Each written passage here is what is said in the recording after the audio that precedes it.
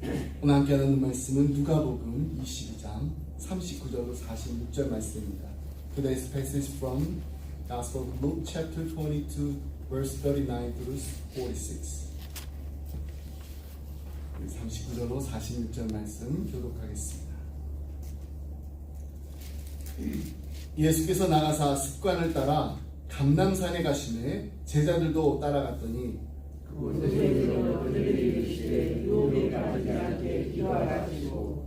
그들을 떠나 돌 던진 만큼 가서 무릎을 꿇고 기도하여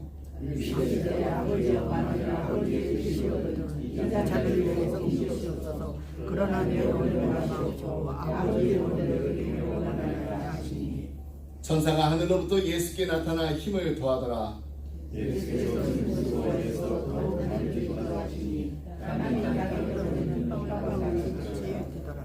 기도 후에 일어나 제자들에게 가서 슬픔으로 인하여 잠든 것을 보시고 이르시되 어찌하여 자느냐, 시험에 들지 않게 일어나 기도하라 하시니라. 아멘. 오늘 종료주일입니다. 예수님께서 십자가의 죽음을 위해 예루살렘에 입성하신 날을 기념하는 절기입니다. 성경에서 종려나무는 의와 아름다움, 승리를 상징합니다. 예수님께서는 이날 나귀를 타시고 예루살렘에 입성하셨으며 많은 사람들이 겉옷을 길에 펴고 종려나무 가지를 흔들면서 호산나 다윗의 자손이여 찬송하리로다, 주의 이름으로 오시는 이여 가장 높은 곳에서 호산나 이렇게 외쳤습니다. 구약성경 스가랴 9장 9절에 예언된 그대로였습니다. 그래서 종려주일은 우리가 호산나 주일이라고도 부릅니다. 그리고 내일부터 이제 다음 주 부활주일까지는 고난주간입니다. 예수님의 십자가의 고난과 죽음을 기념하는 절기입니다. 고난주간 보내면서 무엇보다도 예수님의 십자가의 그 고난과 죽음이 나에게 어떤 의미가 있는지 우리 다시 한번 조용히 묵상해보는 기도의 시간을 보내시기 바랍니다. 6월절을 맞아서 예루살렘에 입성하신 예수님, 어떤 모습이셨나요? 개선행진에서 멋진 군마를 타고 들어오는 왕들이나 장군들과는 비교된 모습이었습니다. 예수님께서는 어린 나귀를 타고 들어오심으로 겸손한 종으로 우리에게 오셨음을 다시금 알려주셨습니다. 그리고 제자들의 발을 닦으신 그 예수님의 모습 속에서도 우리가 낮아짐과 섬김으로 서로를 사랑해야 함을 예수님께서는 친히 몸소 보여주셨습니다. 오늘의 예수님의 고뇌의 기도를 통해서 우리가 예수님의 제자로서 어떻게 살아야 하는지에 대해서 함께 말씀을 나누고자 합니다. 성경은 우리 인생의 길에서 만나게 되는 고난은 피할 수 없는 것이라고 가르칩니다. 그래서 믿음을 갖고 사는 성도들에게도 마찬가지입니다. 그래서 예수님께서는 자신을 따르는 제자들에게 세상에서는 너희가 환난을 당하나 담대하라, 내가 세상을 이겼노라, 이렇게 말씀하셨던 것입니다. 시편 기자는 고난을 사망의 음침한 골짜기를 지난 경험으로 말했습니다. 베드로 사도는 고난을 불시험이라고 했습니다. 나의 소중한 것을 다 태워버리는 그런 파괴적인 불의 위력처럼 우리의 삶을 위협하는 불과 같은 시험이 바로 고난입니다. 그래서 베드로 사도가 이렇게 말하지 않았습니까? 베드로전서 4장 12절로 13절 말씀입니다. 사랑하는 자들아, 너희를 연단하려고 오는 불시험을 이상한 일 당하는 것이 이상히 여기지 말고 오히려 너희가 그리스도의 고난에 참여하는 것으로 즐거워하라. 이는 그의 영광을 나타내실 때에 너희로 즐거워하고 기뻐하게 하려 함이다. 예수님의 생애 가운데서도 아주 특별한 고난의 자리가 있었습니다. 그것은 바로 겟세마네 동산이었습니다. 그건 어쩌면은 십자가의 고난 이상으로 큰 고난의 사건이었을 것입니다. 어떤 무서운 일을 당하는 그 순간보다 그 일을 당하게 될 것을 예감하는 순간에 우리가 더 두려움이 강하게 일어납니다. 마태복음에 예수님께서 이렇게까지 고백을 하셨어요. 내 마음이 매우 고민하여 죽게 되었습니다. 겟세마네의 이 말의 의미는 무엇인가요? 기름 짜는 틀이라는 의미를 가지고 있습니다.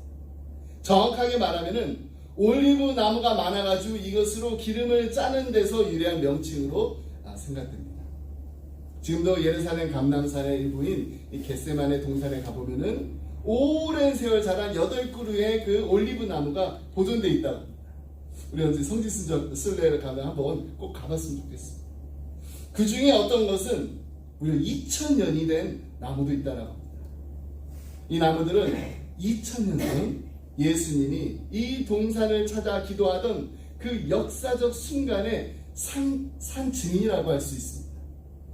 이 정원 바로 옆에는 예수님이 눈물을 흘리시면서 바위를 붙들고 기도하시던 그 자리에 세운 만국교회가 있습니다. Church of All Nations. 예수님은 여기서 기름을 짜듯이 피와 땀을 흘리며 고뇌하는 한밤의 시간을 보내셨습니다. 우리 주님이 이런 고난을 당하셨다면 그의 제자된 우리의 삶에도 고난이 존재하는 것 당연한 것입니다. 그렇다면 인생의 특별한 고난을 만날 때 이 고난을 극복하기 위해서 우리가 해야 할 일은 무엇일까요? 먼저 우리는 신앙의 길에도 고난이 있다는 사실을 분명히 알아야 됩니다. 어떤 사람들은 인생의 고난 때문에 예수님을 믿게 된 사람들도 있습니다. 실제로 예수를 믿고 고난을 이겨낸 이들도 적지 않습니다. 하지만 또 어떤 사람들은 예수님을 믿기 때문에 고난을 당하는 이들도 있습니다. 참으로 인생의 고난의 색깔은 다양합니다. 그래서 사도 야고보는 내 형제들아 너희가 여러 가지 시험을 당하거든 온전히 기쁘게 여기라 이렇게 말했던 것입니다. 우리는 이런 고난을 통해서 온전하고 구비하여 조금도 부족함 없게 하려 함을 주님의 그 섭리라는 것을 믿을 수가 있습니다. 욥이 이렇게 고백하잖아요. 내가 가는 길을 그가 아시나니 그가 나를 단련하시는데 내가 순금같이 되어 나오리다.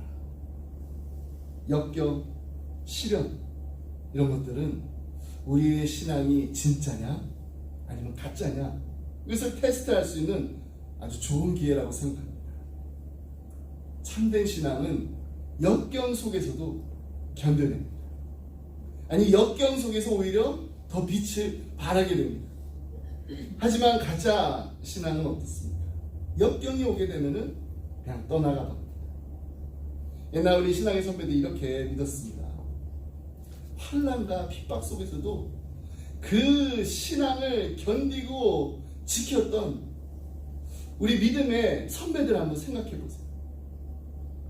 제 고난에 대해서 자주 드리는 이야기가 있잖아요. 그러니까 가끔씩 이렇게 커피를 마시는 대신에 차를 마실 때마다 이렇게 생각나는 게 있습니다. 저는 차를 준비해 왔어요. 우리 크리스찬들이 고난을 겪을 때마다 이런 마음과 각오를 꼭 가져야 된다라고 말씀드리면서 나눴던 이야기입니다. 자, 앞으로 우리 차를 드실 때는 이 이야기를 꼭 생각해 보시기 바랍니다. 모택동으로 인해서 중국의 문화혁명이 일어났습니다. 그때 선교사들이 다 추방 명령을 받아가지고 모두 다 이렇게 중국을 떠나야만 했습니다. 마지막으로 이게 떠나야 하는 이 선교사님 한 분이 그동안 이렇게 제자 훈련을 잘 받고 중국 교회에 아주 훌륭한 지도자로 자란 이 중국 목사님과 차를 마시면서 그 중국 목사님께 이렇게 물었다고 합니다. 앞으로 많은 환난과 핍박이 몰려올 텐데 그걸 잘 견뎌내실 수 있겠습니까?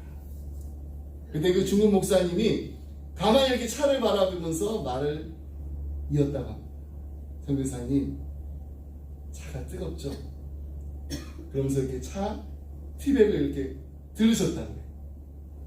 이 티백이 뜨거운 물 속에 들어갔다 해서 그 맛을 잃어버리나요? 아닙니다. 아마도 뜨거운 물 속에서 진짜 맛을 낼 수가 있을 것입니다. 두고 보십시오. 저는 이 신앙이 내가 지키고자 하는 그 신앙이 진실이라는 것을 이 환난 속에서 주님 앞에 입증해 보이겠습니다. 그렇습니다. 참된 신앙은 역경을 이겨냅니다. 역경을 견딜 수가 있습니다. 그러면 예수님을 따르는 제자들인 우리도 특별히 고난을 당할 수 있다라는 그 마음의 준비가 항상 되어 있어야 돼요. 이것이 정말 무엇보다도 필요해요. 사도 베드로가 불시험이 오거든 이상한 일 당하는 것 같이 이상하게 생각하지 말라고 했습니다. 오히려 우리는 신앙생활 하면서 아무런 시련과 연단이 없다라는 거, 사실 그것을 더 이상하게 생각해야 됩니다. 그래서 한때 영국교회에서는 예수님을 믿기로 한 초신자들에게는 반드시 장건연의 철로 역정을 읽게 했다고 합니다. 철로 역정의 그 주인공이 이름이 뭔가요? 크리스찬입니다. 크리스찬이 천성에 도달하기까지 얼마나 많은 고난을 겪게 됩니다. 그것을 미리 마음으로 준비시키기 위해서 그 철로 역정이라는 책을 읽게 한 것입니다. 그러므로 여러분, 우리는 각오해야 됩니다. 그리스도인도 고난을 피할 수 없다라는 사실을 잊지 말고 기억해야 됩니다. 우리 모두의 삶에 고난이 있다는 것을 우리는 받아들여야 됩니다. 인정해야 됩니다. 하지만 예수를 믿는 우리는 고난의 시간을, 피할 수 없는 이 고난의 시간을 그냥 그대로 보내지 않습니다. 예수님의 제자들이니까 당연히 예수님처럼 고난의 그 시간을 보내야 됩니다. 그 다음 예수님께서는 어떻게 이 고난을 극복하셨나요? 우리도 예수님 하신 것처럼, 예수님처럼 이 특별한 시간에 특별한 기도를 해야 됩니다. 사도 야고보는 우리 성도들이 고난을 만날 때 해야 할 일을 이렇게 분명히 가르치고 있습니다. 너희 중에 고난 당한 자가 있느냐? 그는 기도할 것이요. 그렇습니다. 기도해야 됩니다. 그래서 고난은 기도의 초대장이라는 말까지 있습니다. 우리의 고난이 기도의 초대장입니다. 그러므로 특별한 고난은 특별한 기도의 초대장인 것입니다. 겟세마네 동산에서 예수님은 한 번의 기도가 아닌 세 차례나 걸친 아주 특별한 기도를 하셨습니다. 하지만 예수님은 자신의 기도에 동참하지 못하는 그 제자들로 보시면서 너무나 안타까워하셨습니다. 마태복음 26장 40절 말씀을 보게 되면 예수님께서 이렇게까지 말씀하십니다. 너무 안타까웠어요. 너희가 나와 함께 한 시간도 이렇게 깨어 있을 수 없더냐. 여러분, 특별한 고난의 때는 더 간절한 기도가 필요할 때입니다. 이날 밤 예수님은 정말 땀방울이 핏방울이 되기까지 기도에 열중하셨습니다. 44절 말씀 함께 보겠습니다. 예수께서 힘쓰고 애써 더욱 간절히 기도하시니 땀이 땅에 떨어지는 핏방울 같이 되더라. 그래, 예수님의 제자들은 어떻게 했나요? 불과 한 시간도 예수님과 함께 기도하지 못했습니다. 그 특별한 고난의 순간의 시간, 그 원인은 다양하게 진단될 수 있어요. 육체적으로 너무 피곤한 탓일 수도 있습니다. 기도를 싫어하는 마귀의 방해도 있었을 것입니다. 예수님의 경고의 말씀을 진지하게 수용하지 못한 원인도 있었을 것입니다. 예수님께서는 분명히 시험에 들지 않게 깨어 기도하라고 분명히 제자들에게 말씀하셨는데도 그것을 이렇게 진지하게 받아들이지 않았던, 그러나 무엇보다도 중요한 원인은 무엇인가요? 제자들에게는 아직도 이 기도가 습관화되지 못한 이유도 있었습니다. 예수님께서는 공생의 기간 동안 수많은 사람들을 만나시고 수많은 사람들을 가르치시고 수많은 사람들의 병을 고치셨습니다. 하지만 매일같이 새벽이면 일어나서 기도하시는 것을 잊지 않으셨습니다. 이것이 날마다 예수님께서 하셨던 가장 중요한 하루의 일과였던 것입니다. 예수님께서는 십자가를 앞두고 처음으로 이번에 정말 기도해야지, 그래서 처음으로 기도하고자 겟세마네 동산을 찾은 게 아니셨다는 거예요. 예수님께 있어서는 기도는 습관이었습니다. 거룩한 습관이었습니다. 그래서 39절 말씀에 보면은 예수께서 나가사 습관을 따라 감람산에 가심에 제자들도 따라갔더니 라고 한 것입니다. 근데 오늘 본문에 나오는 기도는 예수님께서 다음날 십자가를 앞두고 계셨기 때문에 더 특별한 기도였습니다. 그리고 이 간절한 기도를 하실 때 천사가 하늘로부터 예수께 나타날 힘을 더했다라고 누가는 기록하고 있습니다. 이제 예수님의 삶에서 가장 격렬한 싸움이 시작될 것입니다. 골고다의 그 현실이 순식간에 이제 실현되고 있었기 때문입니다. 밀려오는 파도는 예수의 위기로 몰아가고 있습니다. 죄 없으신 하나님의 아들이 하나님의 진로에 순순히 휩싸려 갈 것인가? 아니면 안전한 곳으로 후퇴해서 죄인인 우리로 하여금 하나님의 모진 심판을 감당하게 할 것인가? 겟세마네에서 예수님께서는 아버지의 뜻에 순복하는 이 문제와 씨름하셨습니다. 이는 골고다에서 육체적으로 겪게 될 그 잔혹한 행위보다 어떻게 보면 더 큰 고통과 영적 고뇌를 초래한 것입니다. 이런 겟세마네의 그 그리스도를 미리 내다본 여러 탄식의 그 시편이 있습니다. 이 체험이 어떻게 묘사되어 있는지 우리 시편 142편 1절로 4절 말씀을 함께 보겠습니다. 내가 소리내어 여호와께 부르짖으며 소리내어 여호와께 간구하는도다. 내가 내 원통함을 그의 앞에 토로하며 내 우환을 그의 앞에 진술하는도다. 내 영이 내 속에서 상할 때에도 주께서 내 길을 아셨나이다. 내가 가는 길에 그들이 나를 잡으려고 올무를 숨겼나이다. 오른쪽을 살펴보소서. 나를 아는 이도 없고 나의 피난처도 없고 내 영혼을 돌본 이도 없나이다. 예수님께서 이런 슬픔을 견뎌내신 것은 바로 그 위기의 순간에 큰 고독을 경험하셨기 때문입니다. 예수님께서는 제자들과 함께 기도하러 올라가셨습니다. 제자들과 함께 겟세마네 동산에 올라가시면서 이렇게 말씀하셨습니다. 여기 머물러 깨어 있으라. 그렇습니다. 그리스도께서는 혼자셔야 됐습니다. 그리스도께서는 정사와 권세를 상대로 벌이는 싸움, 오롯이 이것은 그리스도의 몫이었기 때문입니다. 그러나 그 싸움이 그리스도만의 몫이라고 해가지고 홀로 슬픔에 잠겨있는 그분에게 이 싸움이 수월한 것은 아니었습니다. 에펠 노즈가 슬픔과 기쁨이라는 책에서 예수님의 고난을 이렇게 표현했어요.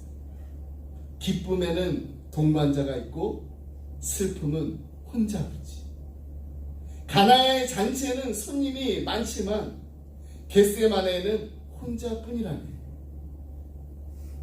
여러분, 특별한 고난에 직면해 있다면 그때가 바로 특별한 기도가 필요한 시간입니다.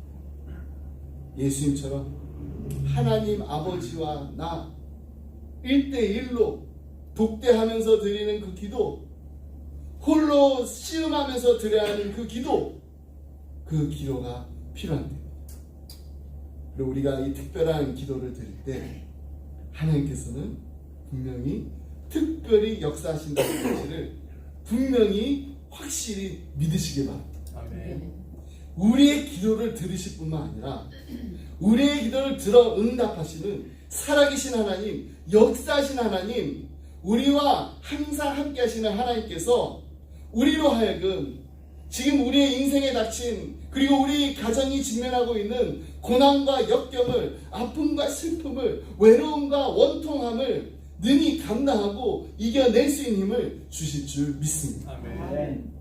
마지막으로 이제 우리가 기도하면서 가져야 될 자세가 있습니다. 그 자세가 무엇인지 우리 예수님의 기도를 통해서 우리는 배워야 됩니다. 이것은 바로 우리는 기도로 하나님의 뜻에 순종을 해야 됩니다. 겟세마네 동산에서 배우는 예수님의 기도의 가장 소중한 교훈은요, 우리의 기도가 단순히 그냥 우리의 원하는 거, 바라는 거, 우리의 소원을 관철하기 위해서 하는 것이 아니라는 사실입니다. 예수님께서 겟세마네 동산에 기도하시던 그날 밤 하나님께 드렸던 그 기도의 절정에서 가장 위대한 기도를 하셨습니다. 그것은 바로 내 원대로 마옵시고 아버지의 원대로 되기를 원하나이다. 아멘. 그리고 예수님께서는 이 기도를 마태복음에 보면은 3번이나 반복하셨어요. 자신의 정말 그 의지를 다 꺾어가면서 아버지께 드리는 위대한 항복의 순간이었습니다. 만약 예수님께서 이 잔을 내게서 옮기시옵소서라고 아버지께 3번 간청하지 않으셨다면 우리는 예수님께서 인간으로서 하나님의 거룩함에 대한 진정한 인식이 있으셨는지 마땅히 의문을 품을 수가 있습니다. 무슨 말입니까?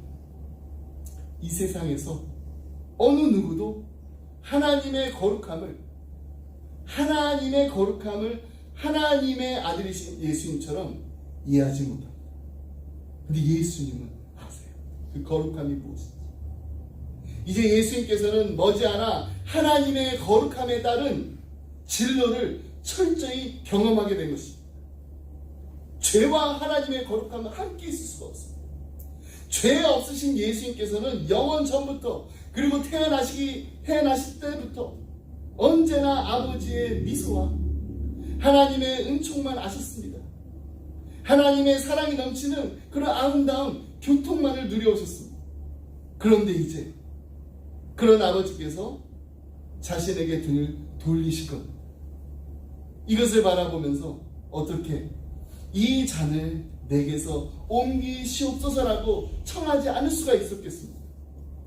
하나님과 그 영원한 아름다운 관계 속에 있었던 예수님. 그럼에도 불구하고 이 잔을 옮겨달라고 하시는 그 예수님의 요청의 그 모든 내용은요, 아버지의 뜻이 이루어지기를 원하나이다 이 말에 감싸여 있습니다. 이 간절한 기도가 바로 이사야 50장 5절을 성취한 말씀인 것입니다. 주 여호와께서 나의 길을 여셨습니다. 내가 거역하지도 아니하며 뒤로 물러가지도 아니하며 오직 하나님의 뜻에 순종하며 십자가 앞으로 나는 물러나지 않고 십자가 앞으로 나아가겠습니다라고 결단하고 다짐한 것입니다. 사도 바울이 하나님 아버지의 뜻만이 선하시고 기뻐하실 만한 온전한 뜻이라고 분명히 말했습니다. 그래서 그는 너희는 이 세대를 본받지 말고 오직 마음을 새롭게 함으로 변화를 받아 하나님의 선하시고 기뻐하시고 온전한 뜻이 무엇인지를 분별하라고 했습니다. 위대한 설교가 조지 트루엣이 이런 말을 했어요. 가장 위대한 지식은 하나님의 뜻을 아는 것이고 가장 위대한 성취는 하나님의 뜻을 행하는 것이다. The greatest knowledge is to know the will of God. The greatest accomplishment is to do the will of God. 그러므로 가장 위대한 기도는 바로 하나님의 뜻을 찾는 것입니다. 그리고 가장 위대한 삶은 그 하나님의 뜻을 알고 발견된 그 하나님의 뜻에 온전히 순종하는 것입니다. 그래서 우리가 항상 모일 때마다 우리 주기도문을 하잖아요. 뜻이 하늘에서 이루어진 것 같이 땅에서도 이루어지리라. 근데 실제로는 어떤가요? 우리는 하나님의 뜻, 하늘의 뜻보다는 내 뜻대로 모든 것이 이루어지기를 더 소망하며 살 때가 많이 있습니다. 여러분, 내 뜻대로 마옵시고 아버지의 뜻대로 되기를 원한다는 그 기도, 사실 솔직히 정말 하기 어렵습니다. 하지만 우리가 이 기도를 하는 이유가 무엇인가요? 그것은 바로 내 뜻대로 되지 않고 정말 아버지의 뜻대로 되기를 원해서, 그래서 우리가 그 기도를 드리는 거 아닙니까? 우리의 기도가 정말 오직 하나님의 뜻이 이루어지기를 위해서 기도해야 됩니다. 다시 말해서 하나님의 뜻에 내 뜻, 맞추어가는 것입니다. 여러분, 줄을 이렇게 잡아당기면은 앞으로 이렇게 나갈 수 있는 배가 있어요. 그 배에 이렇게 줄을 메어놓고 그 줄을 잡아당기면 어떻게 되나요?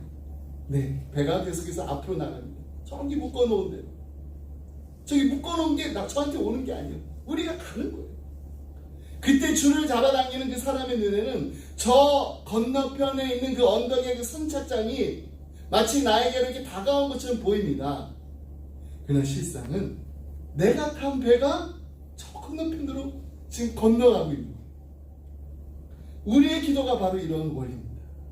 이런 기도의 그 줄을 붙잡으셨잖아요. 하나님이 나에게 가까이 오시고 내 말을 들으시고 하나님을 나에게 껴맞추는 거, 그게 기도가 아닙니다. 내가 그 기도의 줄을 잡아당길 때 하나님께로 점점 더 가까이 나아가는 것입니다. 내 뜻이 아니라 하나님의 뜻을 찾고 하나님의 뜻대로 우리가 살기 위해서 그래서 기도하는 것입니다. 이와 같은 기도의 모범을 보여주신 가장 좋은 본을 보여주신 분이 바로 예수님이세요. 예수님은 완전한 하나님이셨어요. 하지만 또 완전한 인성을 지니신 분이셨기 때문에 십자가의 그 죽음에 대한 그 두려움을 지니고 계셨어요. 그래서 할 수만 있다면 그 죽음을 피하게 해달라고 간절하게 기도했던 것입니다. 그러나 결국에는 하나님 아버지의 뜻을 이루고자 아버지의 원대로 되기를 원하나이다, 이렇게 기도를 맺으셨습니다. 이와 같은 기도가 하나님이 기뻐하시는 기도입니다. 그리고 믿음이 온전한 성도들이 드려야 되는 참된 기도인 것입니다. 그렇습니다. 모든 그리스도인들이 이 땅에 진정한 하나님의 뜻이 이루어지기를 원한다면 먼저 나를 내려놓고 주님의 뜻이 이루어지게 해달라고 기도하면서 순종해야 됩니다. 찰스 스펀저 목사님이 기도에 대해서 이런 정의를 내리셨어요. 기도의 최종 목적지는 하나님의 기다. 근데 이 최종 목적지에 이르는 길은요, 하나뿐입니다. 그것은 바로 우리가 인내하며 계속해서 하나님을 기다려야 된다는 것입니다. 그리고 우리의 마음을 하나님께 다 쏟아붓고 하나님께서 우리에게 말씀하시게 해야 됩니다. 여러분, 기도의 최종 목적지가 하나님의 귀라면은 기도의 최종 목적은 무엇입니까? 그것은 바로 오늘 본문의 말씀에서 예수님께서 우리에게 보이신 바로 그 기도입니다. 우리의 기도의 최종 목적은 바로 하나님의 뜻을 이루는 것입니다. 우리의 목적을 위해서 드리는 기도가 아니라 하나님의 뜻이 무엇인지를 알기로 원합니다. 하나님의 뜻을 구하는 그 기도를 드리는 이 고난 주간을 보내시기를 주님의 이름으로 축복합니다. 아멘. 기도하겠습니다. 하나님 아버지, 감사합니다. 사순절을 보내면서 우리를 향하신 하나님 아버지의 그 크신 사랑을 다시금 깨닫게 하시며 이제 고난주간을 맞이하여서 예수 그리스도의 십자가의 고난에 동참하는 예수님의 제자의 삶을 다시 한번 묵상하게 하시니 감사합니다.